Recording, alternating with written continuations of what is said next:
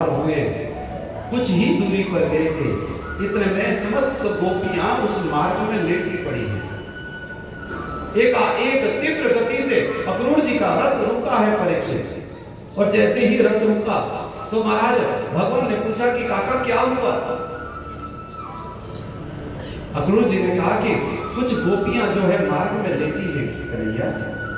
भगवान रथ से उतरे हैं और गोपियों के समक्ष गए, गोपियों को समझाने का प्रयास किया, परंतु उन गोपियों को कुछ समझ नहीं आ रही है। केवल कृष्ण के प्रेम में वह डूबी हुई है। हे कृष्णा, आप हमारा त्याग करके जा रहे हो, आप हमें वो दर्शन न देते। जब महारास हुआ था हम तो वहीं पे मृत्यु को प्राप्त हो जाती, मर जाती, लेकिन प्रभु आपने तब भी हमें दर्शन दिया। जब आप हमारे प्रेम को समझते हैं तो प्रभु आज ऐसा क्या हो गया कि आप हम सब ब्रजवासियों को त्याग कर आप ब्रज छोड़कर जा रहे हैं। भगवान ने बहुत यत्न किया, बहुत समझाने का प्रयास किया, परंतु गोपियां समझने को तैयार नहीं है। श्री किशोरी जी नीलांबरी पहन के बैठी हैं। श्री राधा रानी के समक्ष भगवान गए हैं और राधा रानी से निवेदन किया, हे किशोरी तुम तो जानती हो ना, अगर मैं ब्रज में रहूंगा तो मैं अन्य लीलाएं कैसे संपन्न करूंगा। जिस उद्देश्य से मेरा इस धराधाम में अवतार हुआ, जिस उद्देश्य से मैं इस धराधाम में आया, वो कार्य कैसे संपन्न होगा। बहुत बड़े बड़े दुष्ट हैं, उन सभी दुष्टों का संहार मैं अकेला कैसे कर पाऊंगा। और मेरे पास अवधि जो समय है, समय बहुत कम है, मेरे पास कम समय में मैंने बहुत दुष्टों का संहार करना है। किशोरी मुझे आप अनुमति दो, मुझे आज्ञा दो। सुखदेव जी महाराज राजा परीक्षित को कहते हैं, परीक्षित जी महाराज भगवान ने श्री किशोरी जी से अनुमति मांगी है। वृंदावनम परित्याज्य पादम एकम न गच्छति। महाराज भगवान ब्रज को छोड़कर कभी गए नहीं है, तो जब भगवान ब्रज को छोड़कर गए नहीं तो ब्रज में कौन है फिर, और जो मथुरा गया वो कौन था। तो महाराज एक ब्रज की एक बड़ी सुंदर एक कथा आती है। कहते एक जटाधारी संत महात्मा थे, ब्रज में भ्रमण किया करते थे। तो एक दिन महात्मा जी वृंदावन की परिक्रमा कर रहे थे। परिक्रमा करते करते बड़ी बड़ी जटाएं महात्मा जी की झाड़ियों में जाकर उलझ गई, और जैसे ही झाड़ियों में उलझी तो महात्मा जी वहीं पे अपना चौकड़ी जमा कर बैठ गए। और जैसे ही महात्मा जी उस मार्ग में बैठे, कुछ राहगीर चलने वालों ने देखा महात्मा जी की बड़ी बड़ी जटाएं, वो जटाएं झाड़ियों में जाकर उलझ गई। कहा कि बाबा आपकी जटा झाड़ियों में उलझ गई, सुलझा दें।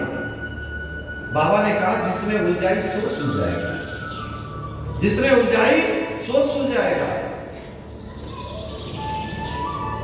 कुछ देर के बाद दूसरा राहगीर आता, यात्री आता, बाबा आपकी जटा सुलझा दो। बाबा एक ही उत्तर देते, जिसने उलझाई सो सुलझाएगा। हम महाराज बहुत समय व्यतीत हो गया, सुबह से शाम हो गई, परंतु बाबा वहां से उठे नहीं।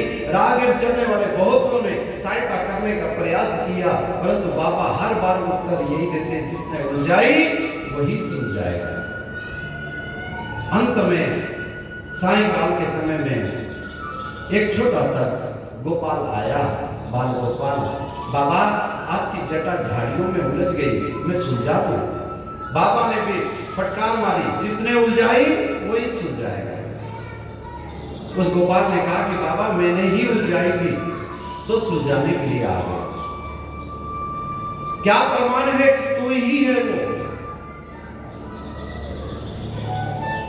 क्या प्रमाण है? बाबा मैं ही नंदनंदन श्याम सुंदर हूं, मैं ही नंदनंदन श्याम सुंदर हूं। क्या प्रमाण है कि तू ही नंदनंदन श्याम सुंदर है? हो सकता है वसुदेव नंदन श्याम सुंदर हो, श्री राधा रानी को संग में आना पड़ा प्रमाण देने के लिए कि बाबा यही नंद नंदन श्याम सुंदर है। महाराज भगवान ब्रज का त्याग करके आज भी नहीं गए, तो मथुरा जाने वाला जो कृष्ण था वो वसुदेव नंदन श्याम सुंदर था। भगवान जब ब्रज को छोड़कर चले गए तो भगवान ने मोर मुकुट को तो धारण किया, उसको तो त्यागा नहीं, परंतु अब तक भगवान ने केवल मात्र ब्रज में रहकर काली कमरी को अपने कंधे पर धारण किया। अपने केशों में कभी कंघी नहीं घुमाई, सीले हुए वस्त्र भगवान ने कभी नहीं पहने जब तक ब्रज में रहे। अपने चरणों में कभी जूती चप्पल को भगवान ने धारण नहीं किया। एक ग्वाले का स्वरूप बनाकर भगवान ब्रज में रहे। मां यशोदा यत्न करती, कंघी घुमाने का प्रयास करती, भगवान भाग जाते।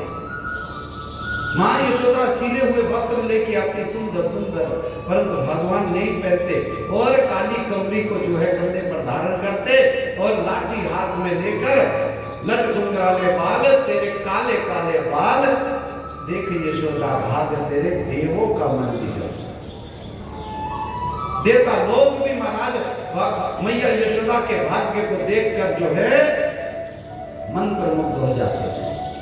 भगवान ऐसा सुंदर छवि को, ऐसे सुंदर आकृति को बनाकर ब्रज में रहते थे।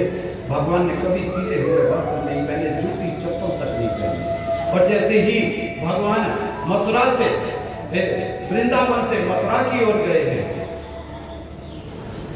तो भगवान ने वहां पे राजसी वस्त्रों को धारण किया, मुकुट को धारण किया है, जूते चप्पल को धारण किया है। रथ घोड़े पर सवार होकर दौड़ते थे भगवान, परंतु ब्रज में भगवान नंगे पग दौड़े हैं। इसी कारण से महाराज श्री किशोरी जी को आना पड़ा।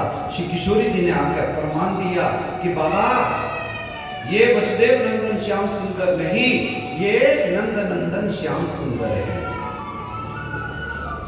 तभी भगवान ने कहा कि बाबा वृंदावनम परित्याज्य पादम एकम न गच्छति, मैं वृंदावन का त्याग करके कभी बाहर जाता ही नहीं। और जो गया वो वसुदेव नंदन श्याम सुंदर था, उसने तो बांसुरी बजाना भी छोड़ दिया। महाराज श्री किशोरी जी को समझाया, किशोरी जी की समझ में आया। तब किशोरी जी ने कहा कि कृष्णा मैं एक निवेदन करूं। भगवान ने कहा कि हाँ बताओ बताओ। तब राधा रानी ने कहा कि कृष्णा जो तुम्हारे संग में बांसुरी है ना, ये बांसुरी तुम मुझे दे जाओ। भगवान ने कहा किशोरी तुमने ऐसा क्यों कहा? तब श्री राधा रानी ने कहा कि हे कान्हा, अगर आप मथुरा में जाकर बांसुरी का वादन करोगे तो हम गोपियां यहाँ पे बिन पानी की मछली की तरह छटपटाएंगी। और कहीं बांसुरी से आपने किसी गोपी का नाम उच्चारण कर लिया, ये तो वृंदावन था और मथुरा बहुत दूर है, हम अपना घर परिवार आपको छोड़कर आपके समक्ष कैसे पहुंच पाएंगे? इसलिए कहना आप ब्रज को छोड़कर जा रहे हो ना, तो आपसे निवेदन है आप बांसुरी यहीं पे छोड़ जाइए। राधा रानी को बांसुरी दे दी भगवान ने, और भगवान जब मथुरा गए तो भगवान ने बांसुरी का वादन नहीं किया। भगवान ने फिर बांसुरी नहीं बजाई है महाराज, और बांसुरी बजाई तो अंत समय में भगवान ने बजाई है। अंत समय में जब भगवान द्वारिका में थे, समस्त ब्रजवासियों को जब कुरुक्षेत्र की भूमि पर सूर्य यज्ञ हुआ, सूर्य यज्ञ के समय में समस्त ब्रजवासियों को बुलाया गया, लेकिन उस सूर्य यज्ञ में भगवान व्यस्त थे, भगवान के पास समय नहीं था, जिसके कारण से फिर पुनः ब्रजवासी लोग जब लौट के चले गए, उसके बाद सभी ब्रजवासियों ने योजना बनाई, और योजना बनाकर आज समस्त ब्रजवासी लोग द्वारिका के दर्शन के लिए गए। उस समय द्वारिका के सामने प्रास क्षेत्र में भगवान ने बांसुरी का वादन किया। श्री सुखदेव जी कहते हैं परीक्षित जी महाराज, इस प्रकार भगवान श्री किशोरी जी को एक कार्य और सौंप के जाते हैं। हे राधे, मैं ब्रज को छोड़कर जा रहा हूं, और ये ब्रज की रक्षा में सलाह करता आ रहा था। अब मेरे जाने के बाद ब्रज की अधिष्ठात्र देवी तुम बनोगे, ये ब्रज की रानी तुम हो। ये ब्रज में अब तुम्हारे सुपूर्द करके जा रहा हूं, मैं तुम्हारे हवाले करके जा रहा हूं। ये ब्रज की रक्षा तुम करना, ब्रजवासियों की रक्षा तुम करना और खूब इनके साथ लाड लगाना। तभी तो ब्रज में हम लोग जाते हैं तो प्रत्येक ब्रजवासियों के मुख से राधे राधे उच्चारण होता है।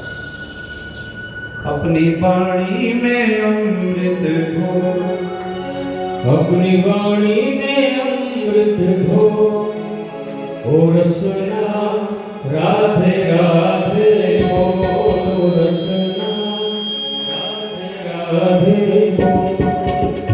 अपनी वाणी में अमृत घोलो, अपनी वाणी में अमृत घोलो, ओ रसना राधे राधे बोलो, रसना राधे राधे बोलो। ये बोल बड़े अनमोल, ये बोल बड़े अनमोल, ओ रसना राधे राधे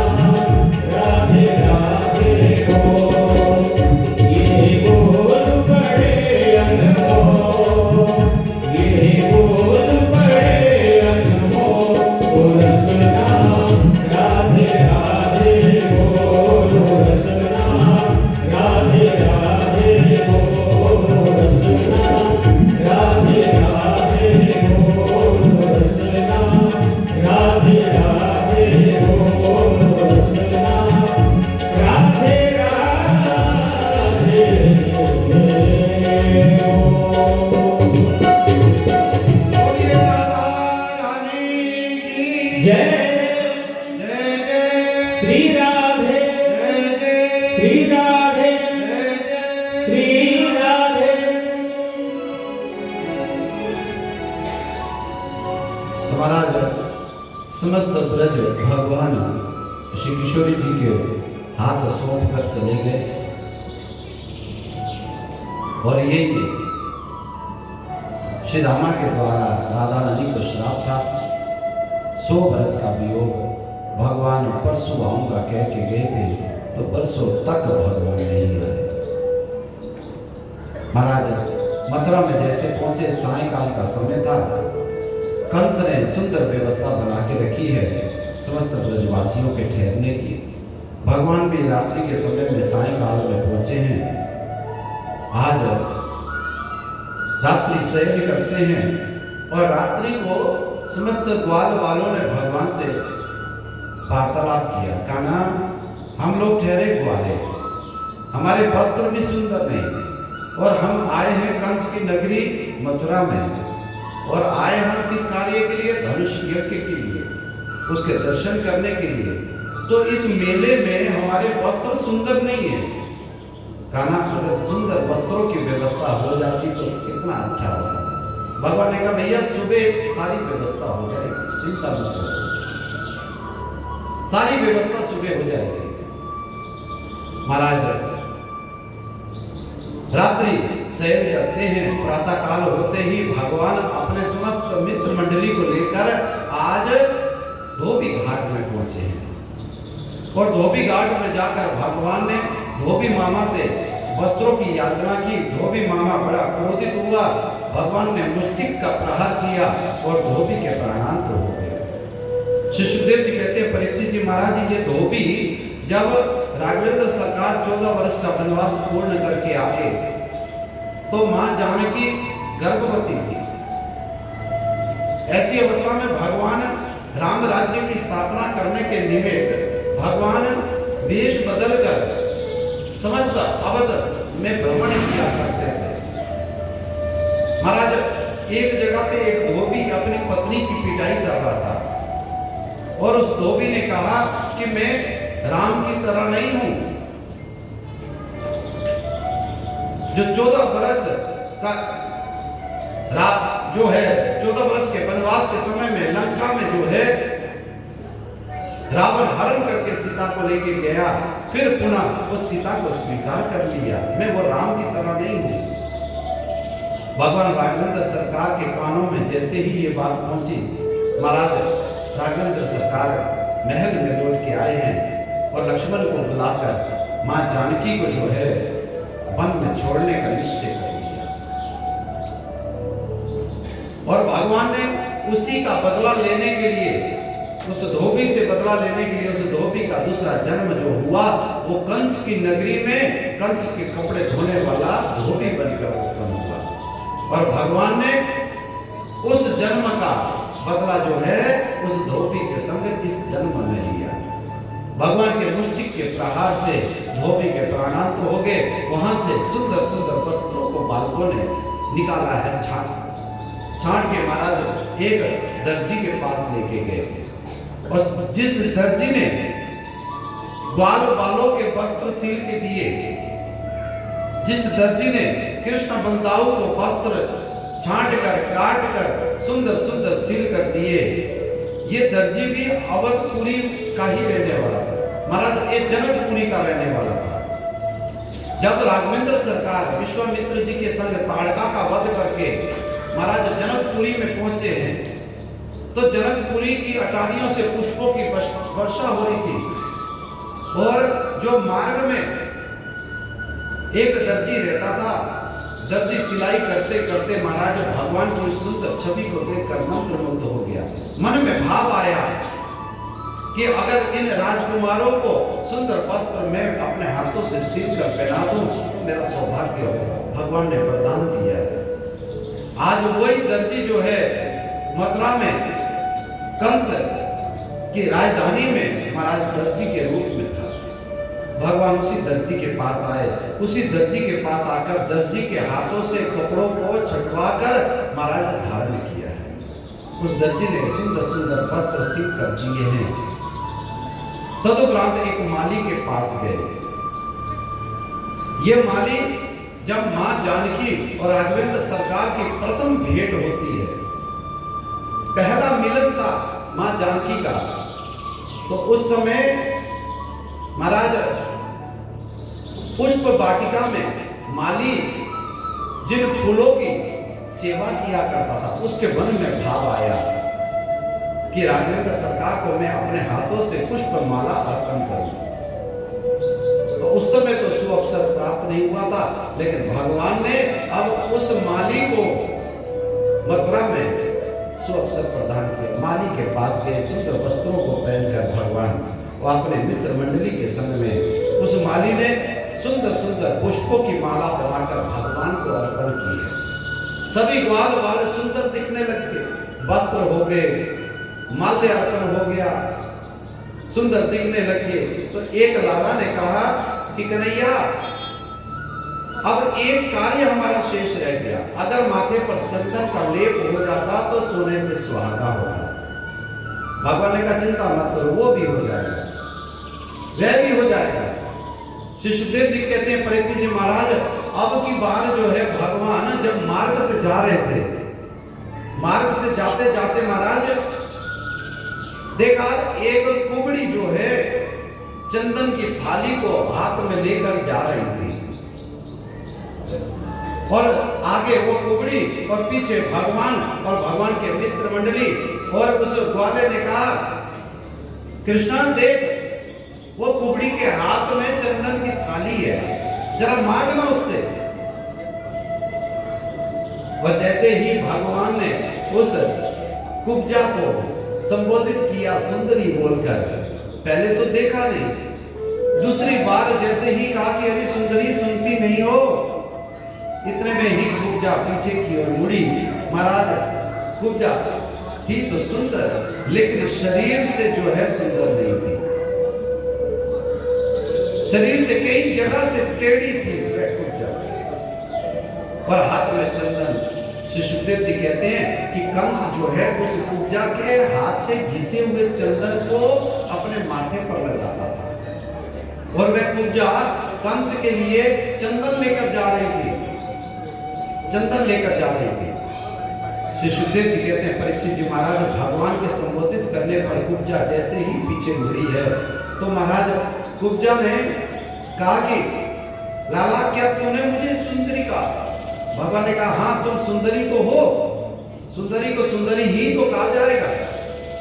मुझे संसार कभी सुंदरी के नाम से नहीं जानता, मुझे कुब्जा के नाम से जानता है, मेरी खिल्ली उड़ाते हैं, हंसी करते हैं। एक कन्हैया, आज तूने मुझे सुंदरी कहा, मेरा हृदय तूने जीत लिया, बता लाला मैं क्या सेवा करूं तेरी? भगवान ने कहा भैया, ये चंदन जो है ये सभी बालकों के माथे पर लगा दो।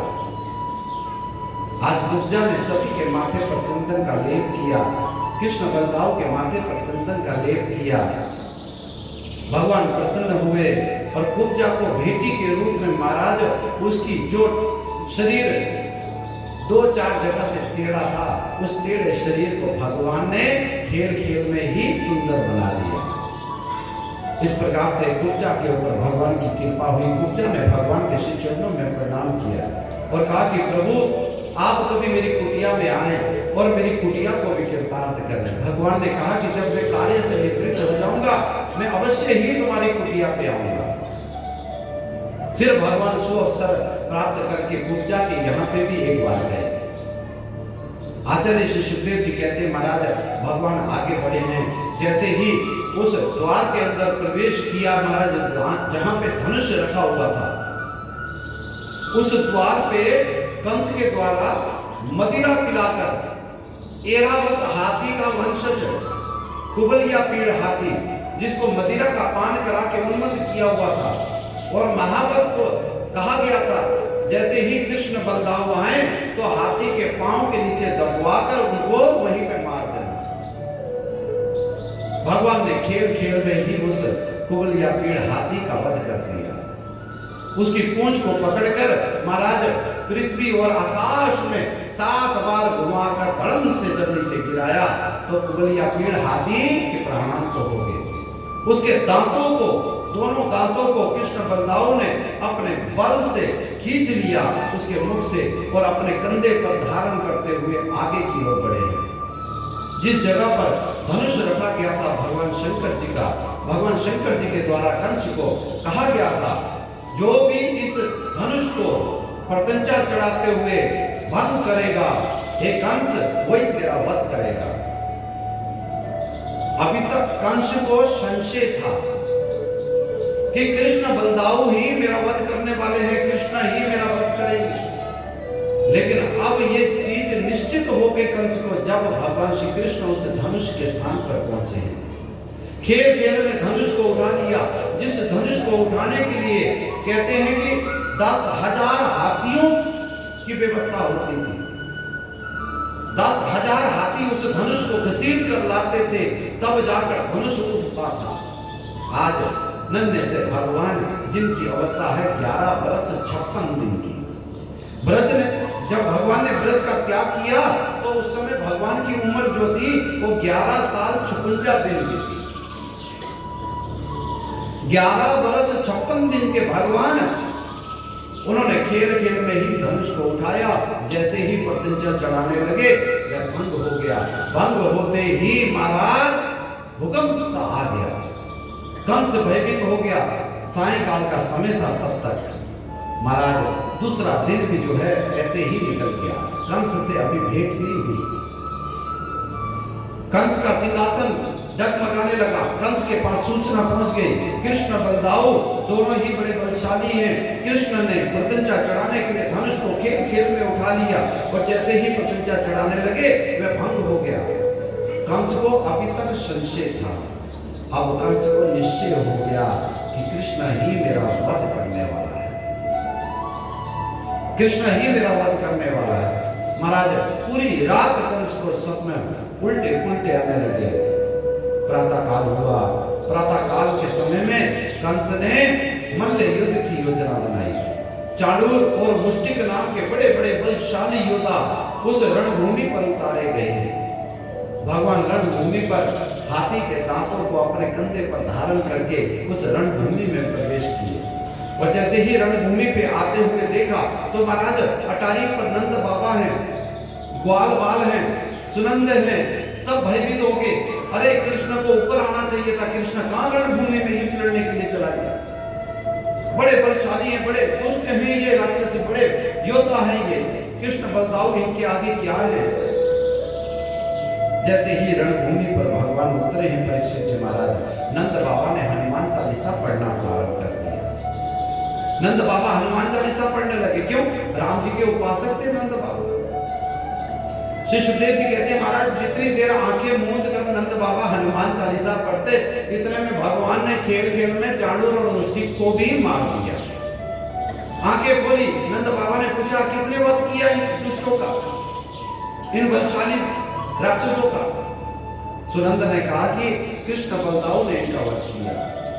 हे राम, आपने जैसे हनुमत लाल को लंका दहन करने के लिए भेजा, आपने ही अवश्य आकर यहाँ पे कोई ऐसा कार्य किया होगा, नहीं तो मेरे बालक तो असमर्थ है।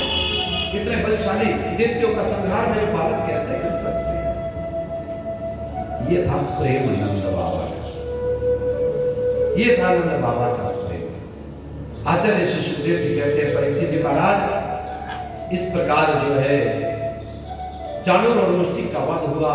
अब भगवान श्री कृष्ण कंस से मिलने के लिए जब सिंहासन की ओर बढ़ने लगे, जो 2, 4, 5 सीढ़ियां थी महाराज, जैसे ही भगवान एक एक करके ऊपर बढ़ने लगे, कंस को भय होने लग गया। कंस ने एकाएक सिंहासन से उठ खड़े होकर भागने का प्रयास किया, कभी इधर भागता कभी उधर भागता, जिस तरफ कंस जाता भगवान भी उसी तरफ उसके पीछे जाते। अरे मामा गले तो मिल लो, कहां जा रहे, मामा गले तो मिल लो, कहां जा रहे। कंस भय से भाग रहा था और ऐसी अवस्था में भगवान श्री कृष्ण ने एकाएक कंस का जैसे स्पर्श किया, उस भय में कंस और कृष्ण उन सीढ़ियों से लुढ़कते हुए परीक्षित नीचे पहुंच गए। धराशय हो गए।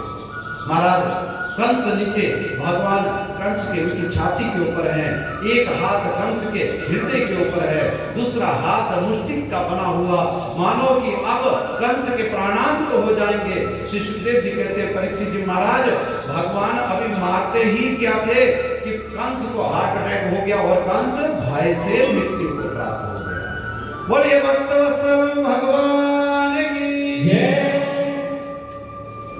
कंस भय से मृत्यु को प्राप्त हो गया। श्री सुखदेव जी कहते हैं परीक्षित जी महाराज, भगवान ने तो कंस को मारा ही नहीं। जिस कंस ने 11 साल 56 दिन तक बड़े बड़े दुष्टों को भेजा कृष्ण को मारने के लिए, उस कंस को मारने के लिए भगवान को समय ही नहीं लगा। देखते देखते एकाएक कंस को हार्ट अटैक हो गया और कंस मृत्यु को प्राप्त हो गया। कंस के केशों को पकड़ा है भगवान ने और उस रणभूमि पर 3 परिक्रमा लगाई है। परीक्षित, ये 3 परिक्रमा भगवान ने उस कंस के मरे हुए कंस के उस शरीर को लेकर इसलिए परिक्रमा लगाई क्योंकि जिस समय आकाशवाणी हुई थी तो कंस ने माता देवकी के केशों को पकड़कर घसीटा था। भगवान ने आज उस कंस से बदला लिया है। इस प्रकार से कंस का उद्धार हुआ। उग्रसेन जी महाराज को कारागार से मुक्त किया है। वसुदेव जी महाराज को उस कैद से मुक्त किया। मैया देवकी के बंधन को काटा है भगवान ने। उग्रसेन जी महाराज को राजगद्दी पर बिठाना चाहा तो उग्रसेन नाना जी जो थे भगवान के, उन्होंने कहा कि कृष्ण, कंस के इस राजधानी मथुरा के ऊपर विजय को आपने प्राप्त किया, कंस को मारने वाले आप हैं, इस राजगद्दी पर मैं नहीं बैठूंगा, कृष्ण तुम बैठो। भगवान ने कहा कि नाना जी, अगर मैं इस गद्दी पर बैठ गया तो बाहर के कार्य कौन करेगा? आप वृद्ध हो गए, आप बूढ़े हो गए, अब आपसे ज्यादा दौड़ भाग नहीं होगी। नाना जी, बाहर के काम मैं संभालूंगा, आप इस राजधानी को संभालें। नाना जी का राज्य अभिषेक किया। राज्य अभिषेक करने के पश्चात भगवान अन्य कार्यों को करने में लग गए। इतने में ही बाल गोपाल, नंद बाबा, सुनंद आदि जो है वहां पे उपस्थित हो गए। उन्होंने कहा, लाला अब तो परसों हो गया, अब तो चल। भगवान ने कहा कि बाबा, आज माँ पिता के संग कुछ बात वार्तालाप कर लो, बहुत समय के बाद भेंट हुई है, आज इनसे बात कर लो, कल इस राज्य की सारी व्यवस्था ठीक कर लूंगा, परसों में आ जाऊंगा। बाबा को आश्वासन दिया, परसों आ जाऊंगा बोल के। एक ग्वाले ने कहा, लाला तेरे बिना कैसे रहेंगे हम? भगवान ने कहा, लाला तू चल,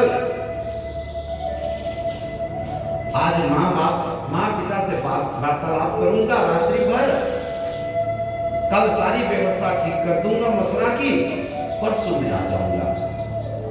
उस छोटे से बालक को आश्वासन देकर सभी ब्रजवासियों को भगवान ने आज ब्रज पे भेज दिया, स्वयं मथुरा में टिक गए। बहुत समय व्यतीत हुआ। ब्रजवासी टकटकी लगाकर उस मथुरा की राह में निहार रहे हैं अपनी आंखों से कि कब कृष्ण आएगा। कृष्ण कह रहा था परसों आऊंगा, लेकिन वो परसों आज नहीं आया। एक दिन एक बालक ने उस मार्ग में, वृंदावन से जो मथुरा जाता था, उस मार्ग में बैठकर एक बालक ने क्या कहा, भैया कृष्ण कह रहा था परसों आऊंगा। दूसरे ने क्या कहा? दूसरे ने कहा, अरे भैया परसों तो अब परसों ही तो आएगा, आज थोड़ी परसों है, गिनती कर, आज कल और परसों। जब परसों आता फिर वो कहता परसों तो हो गया। उसने कहा कहां हुआ? आज कल और परसों। ऐसे कर करके उन ग्वाल वालों ने जो है समय को पार किया है, लेकिन भगवान नहीं आए। श्री सुखदेव जी कहते हैं, परीक्षित जी महाराज, समय व्यतीत हुआ। मां देवकी के मन में एक पीड़ा है कि कृष्ण की बड़ी बड़ी जटाएं हैं, घुंघराले बाल हैं, तेल लगाने नहीं देता, केश में कंघी घुमाने नहीं देता, वस्त्रों को जैसे तैसे मां देवकी ने उन वस्त्रों को छोड़ा, छुड़वाया कृष्ण से, और राजसी वस्त्र जो है उनको सुंदर सुंदर वस्त्र पहनाए। बहुत मुश्किल से सिले हुए वस्त्र भगवान ने पहने। महाराज गर्गाचार्य महामुनि को बुलाकर यज्ञोपवीत संस्कार कराया। भगवान का मुंडन संस्कार नहीं हुआ था अभी तक। मुंडन संस्कार करवाया, यज्ञोपवीत संस्कार करवाया, और यज्ञोपवीत संस्कार कराने के पश्चात एक विधान होता है, बालक को वेद पाठ के लिए भेजा जाता है गुरुकुल में। हमारे यहाँ तो क्या होता है, ब्याह वाले दिन, हाँ पंडित जी, ब्याह वाले दिन कोई छोड़ने चल जाओ। अच्छा, फिर गुरुजी भी गुरु मंत्र देते, ओम नमः शिवाय। आचार्य जी असली है, मंत्र क्या दिया, ओम नमः शिवाय। अब गुरुजी मंत्र दे रहे, ओम नमः शिवाय, ओम नमो भगवते वासुदेवाय। यज्ञोपवीत संस्कार धारण करने के बाद 24 अक्षरी गायत्री गुरु के द्वारा उस यज्ञोपवीत धारण करने वाले व्यक्ति को दिया जाता है। कितने अक्षरी, 24 अक्षरी। अगर कोई गुरु आपको यज्ञोपवीत धारण करने के पश्चात 24 अक्षरी गायत्री का मंत्र नहीं दे रहा, तो आपका यज्ञोपवीत हुआ ही नहीं, आपका किया हुआ सारा कार्य निष्फल है। क्योंकि बिना यज्ञोपवीत किए आपके हाथ से दान और कर्म जो है वो लगेंगे ही नहीं।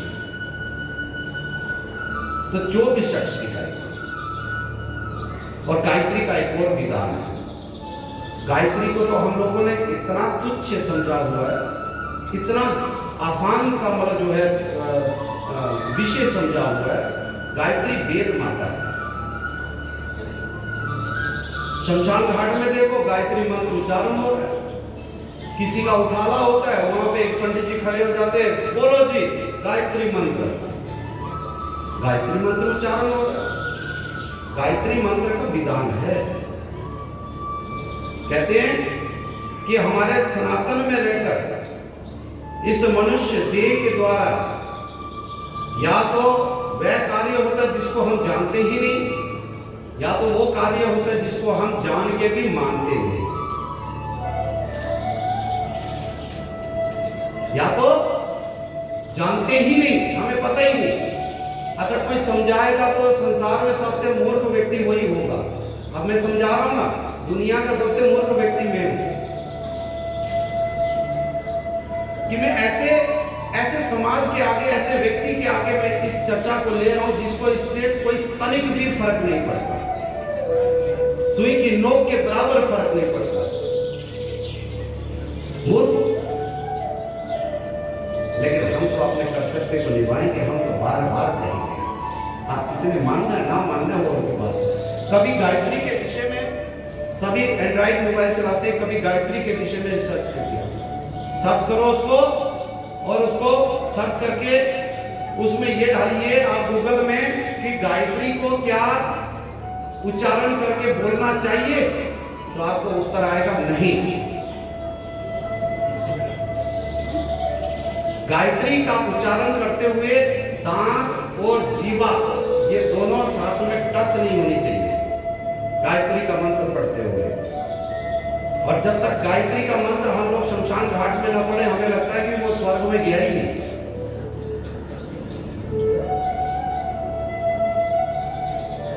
भगवान श्री कृष्ण का यज्ञोपवीत संस्कार हुआ। यज्ञोपवीत संस्कार के बाद गुरु के द्वारा गायत्री मंत्र दिया गया, और गायत्री मंत्र लेने के बाद भगवान को वेद पढ़ने के लिए गुरुकुल भेजा गया, उज्जैन भेजा गया। भगवान को सांदीपनि ऋषि की यहाँ, सांदीपनि ऋषि की यहाँ भगवान ने 64 दिन में 64 कलाओं को सीखा। 64 कलाओं को सीखकर भगवान 64 दिन में समस्त जगत की विद्याओं को अर्जित करके फिर पुनः लौट के आए, मथुरा में आए।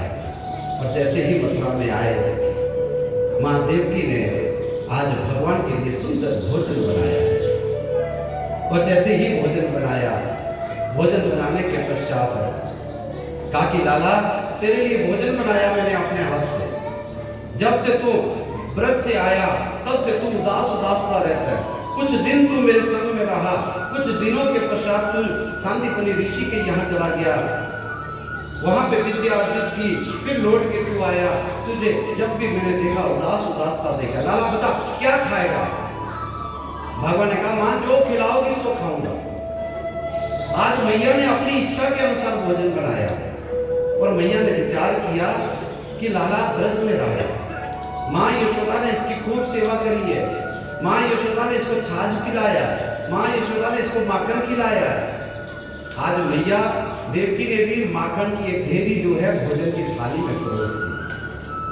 दाल सब्जी जो बन रही थी सो तो बनाई, संग में माखन की ढेरी उस थाली में धर दी। श्री सुखदेव जी कहते हैं परीक्षित जी महाराज, जैसे ही भगवान भोजन की थाली के समक्ष आए हैं, भोजन की थाली के समक्ष आते ही भगवान के नेत्र सजल हो गए। परीक्षित आज भगवान के नेत्रों से अश्रुधार बहने लगे और भोजन की थाली को प्रणाम कर भगवान एकाएक उठ खड़े हुए और महाराज वहां से निकल पड़े। दौड़ते दौड़ते रोते रोते भगवान मथुरा के उन महल में अदृश्य हो गए।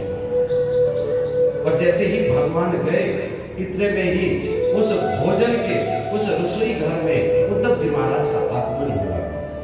जैसे ही उद्धव जी महाराज आए, उद्धव जी महाराज ने पूछा मैया ये भोजन की थाली किसके लिए परोसी है? मां देवकी के नेत्रों से अश्रुधार बहे और मां देवकी ने कहा कि उद्धव क्या बताऊं, तेरा मित्र जो है ना कृष्ण, इसकी मुझे अब तक कोई समझ नहीं आई, ये चाहता क्या है? जब से ये ब्रज से आया तब से ये उदास सा है, ना तो ढंग से खाता, ना तो ढंग से बात करता, उदास सा रहता है और दिन भर यहां से अदृश्य रहता है। उद्धव ने कहा कि मैया ये थाली कृष्ण के लिए परोसी। हाँ उद्धव ये थाली कृष्ण के लिए परोसी। तो कृष्ण कहां गया? पता नहीं कहां गया, रोते रोते भाग गया। अब महाराज उद्धव जी ने कहा कि भैया आप चिंता मत करो, मैं जानता हूं कि कृष्ण कहां पे गया है। आज उद्धव जी महाराज निकल पड़े हैं जहां पे कृष्ण जाकर बैठे हैं। ये उद्धव जानते हैं और ये कृष्ण जानते हैं। अन्य मथुरा का कोई भी निवासी इस बात को नहीं जानता कि कृष्ण कहां पे जाकर उदास होकर बैठते हैं। जब भगवान उदास होते हैं तो भगवान का निवास स्थान कहां पे है, ये उद्धव को पता है। क्यों? उद्धव भगवान श्री कृष्ण के मित्र हैं और मित्र के संग संग में मंत्री भी हैं।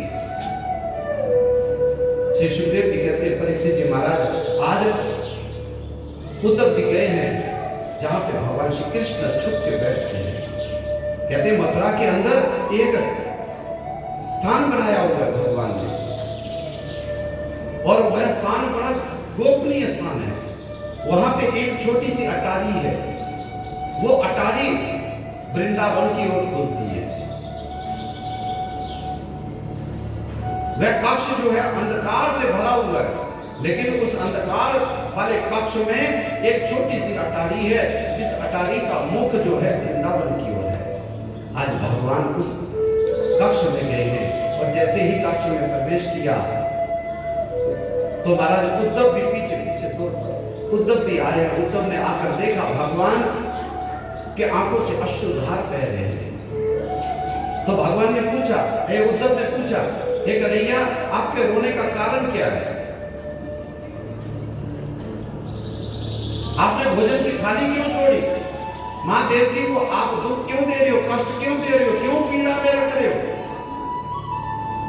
क्या कसूर है मां देवकी का? आपके लिए सुंदर भोजन बना के आई है, आपके लिए सुंदर भोजन परोसा गया है, आपसे पूछ के ही भोजन बनाया गया। तो भगवान ने कहा कि उद्धव मां देवकी को कहना कि मेरी थाली में माखन मत परोसो, माखन मत परोसो। इस माखन को देखकर मुझे मां यशोदा की याद आ रही है, मुझे मां यशोदा की याद आ रही है, मुझे वो ब्रज मंडल याद आ रहा है। मुझे वो गौए याद आ रही है, मुझे वो बछड़े याद आ रहे हैं, मुझे वो यमुना की कल कल करती हुई नदी जो प्रवाहित होती थी, वो नदी मुझे याद आ रही है। माँ यशोदा को, माँ देवकी को कहना कि मेरे भोजन की थाली में माखन मत परोसना। श्री सुखदेव जी कहते हैं, परीक्षित जी महाराज, उद्धव ने कहा कि चलो ये तो ठीक है कृष्णा, लेकिन भोजन को तू छोड़ के आया, ये तूने ठीक नहीं किया। और तू देख अटारी को खोलकर तू वृंदावन की ओर तू निहार रहा है, पर तेरी मां वहां पे कष्ट नहीं। भगवान ने कहा कि उद्धव, मोहे ब्रज विसरत नहीं, मैं ब्रज को भूल नहीं पा रहा हूं, मैं इन ब्रजवासियों को भूल नहीं पा रहा हूं, इन गोप गोपियों को भूल नहीं पा रहा हूं, मां यशोदा की उस डांट को भूल नहीं पा रहा हूं, मैं उन गौओं को भूल नहीं पा रहा हूं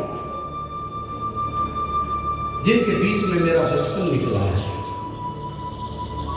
श्री सुखदेव जी कहते हैं, परीक्षित जी महाराज, उद्धव जी महाराज आज ज्ञान की पोटली खोलने लगे।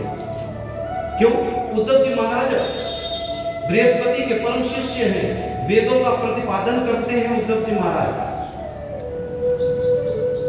उद्धव जी महाराज ने क्या कहा कि कृष्णा, जिन ग्वाल वालों के लिए तेरे आंखों से अश्रुधार बह रहे हैं ना, वो साधारण जीव हैं, तो तू तो पर पिता पर ब्रह्मा है, तुझे उन साधारण जीवों के प्रेम में अपने आंखों से अश्रु बहाना शोभा नहीं देता। कृष्ण शोभा नहीं देता। भगवान ने कहा कि उद्धव तू मेरा एक कार्य करेगा। उद्धव ने कहा, हाँ कृष्ण बताओ ना, मैं तो आपका मंत्री हूं, मैं आपका दास हूं, आप आज्ञा करें, मैं क्या करूं आपके लिए। भगवान ने कहा, ब्रज जा। मैं क्या करूंगा ब्रज में जाकर। भगवान ने कहा, जाके नंद बाबा को, नंद रानी को मेरा पत्र देना, श्री किशोरी को मेरा पत्र देना, मेरे मित्रों को मेरा पत्र देना, मेरे कुशल मंगल की उनको सूचना देना। उद्धव ने कहा कि इस कार्य के लिए प्रभु आप किसी और को चुन लीजिए। मैं बृहस्पति का शिष्य हूं, मैं वेदों का प्रतिपादन करूंगा, मेरी ये वैदिक भाषा को वो गवार कहां समझ पाएंगे, वो ग्वाले कहां समझ पाएंगे, वो समझ नहीं पाएंगे कृष्ण। इसलिए इस कार्य को करने के लिए किसी और को नियुक्त कर दो आप। भगवान ने कहा, नहीं उद्धव, जो कार्य तू कर सकता है ना, वो अन्य और कोई नहीं कर सकता, तुझे ही करना पड़ेगा। आज उद्धव जी महाराज को विवश कर दिया भगवान ने ब्रज जाने के लिए, पाती तैयार की, भगवान ने पत्र लिखे हुए, और एक एक पत्र, एक एक मित्र मंडली, गोप गोपियां, मां यशोदा, नंद बाबा, सुनंद काका आदि सबके लिए भगवान ने पत्र की एक पोटली बनाकर उद्धव के हाथ में थमा दी। ले उद्धव, ये जाके ब्रज में सबके नाम लिखे, सबको दे देना मेरी तरफ से, सबको मेरा कुशल मंगल सुना देना। उद्धव जी महाराज भगवान से निवेदन करते हैं, प्रभु आपकी आज्ञा का उल्लंघन तो मैं नहीं कर सकता, लेकिन मेरी एक बात है, आप विचार कर लीजिए। मैं ब्रज जाऊंगा तो 1 घंटे के लिए जाऊंगा, 1 घंटे में मैं पत्र देकर मैं लौट आऊंगा मथुरा। भगवान ने कहा, उद्धव जा तो सही, 1 घंटा लगता है तेरे को या 1 महीना लगता है, वो बात की बात है, पहले पत्र को लेके जा। उद्धव जी महाराज रथ के ऊपर आरूढ़ हुए, और जैसे ही महाराज मथुरा से वृंदावन की ओर निकले, महाराज मार्ग में गौए चराते, वह ग्वाल बाल, अब गौए कहाँ चराते वो तो उस मार्ग में बैठे हैं, टकटकी लगाकर। गौओं ने घास चरना छोड़ दिया, गौओं ने दूध देना छोड़ दिया। जो हटे कटे बाल गोपाल थे, वह सब के सब महाराज, वह सब के सब सिरा दे रहे। आगे महाराज कहाँ पे पहुंचे? ठीक है, बाजे बाजे साजे के साथ आ रहे हैं ना, आवाज आ जाएगी। बोलिए भक्त वत्सल भगवान की जय। थोड़ी थोड़ी जगह आप लोग बना दीजिए, थोड़ा थोड़ा आप लोग पीछे हो जाइए, वही जगह पीछे हो जाइए, जगह बनी है, बैठे हो, चला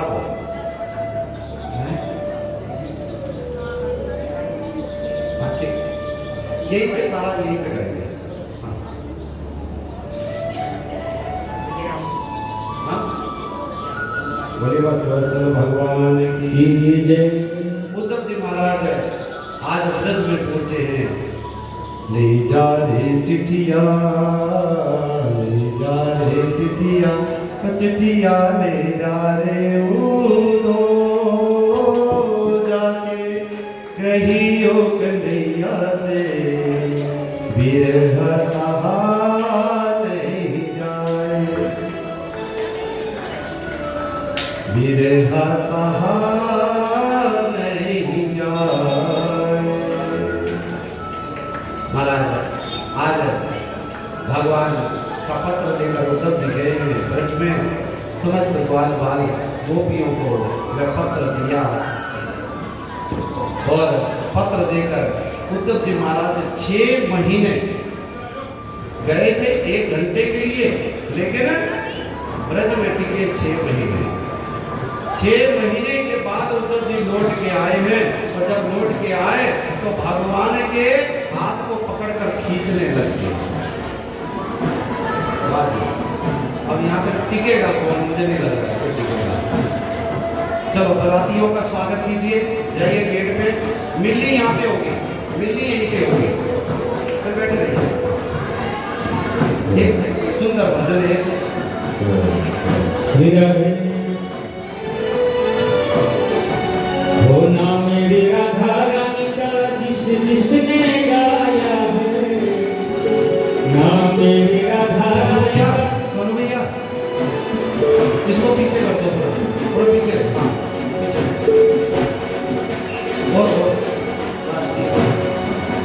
हो ना मेरी राधा रानी का जिसने गाया है, हो बाके बिहारी उसे अपना बनाया है, हो बाके बिहारी उसे अपना बनाया है। ना मेरी राधा रानी का, ना मेरी राधा रानी का जिसने गाया है, ना मेरी राधा रानी का जिसने गाया है, हो बाके बिहारी उसे